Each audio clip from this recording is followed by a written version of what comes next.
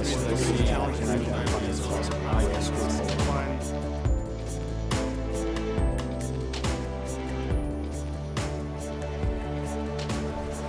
importance of the blend of technology and policy work. You can make the technology, you could build the technology, but you really need the policy to enforce it to make sure that the blend together creates a safe atmosphere. But now when you use a risk model, now you start to integrate the value of a security organization, department, person, whatever that may be, into the overall value of the organization. When one talks about the idea of enterprise risk, at one point in time, there was perhaps an enterprise security risk function, and the other subset of that, or parallel to that, is an enterprise risk function that the company deals with from a fiduciary basis, et cetera. What you're finding nowadays is that they're really coalescing into a whole, which they should be. Risk is risk. And whether it's a physical risk, or it's a reputational risk, or it's a risk to the IT systems, it's still a risk. When you employ ESRM through ERM, what you're getting is alignment with corporate culture and corporate structure.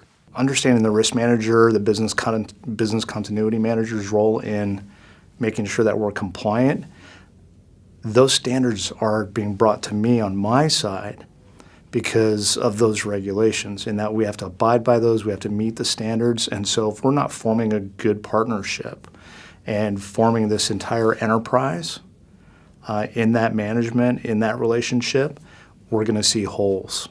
I think one of the challenges in connecting security to the business and making that value proposition is that security people often don't speak the language of business.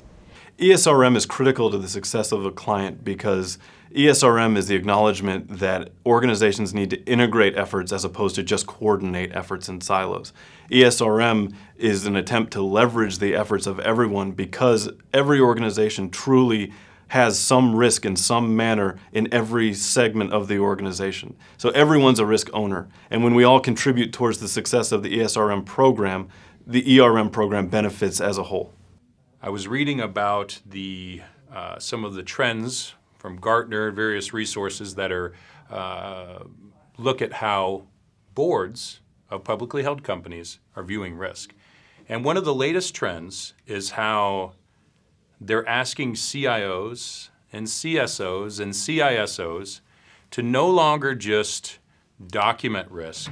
Think of risk as something that is designed to be mitigated and documented, but rather to look at how risk can be leveraged.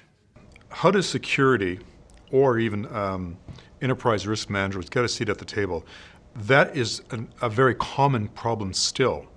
And for the several times that I've worked with security leaders around that issue, my advice is if you don't get the invitation to the table you want, you make your own table.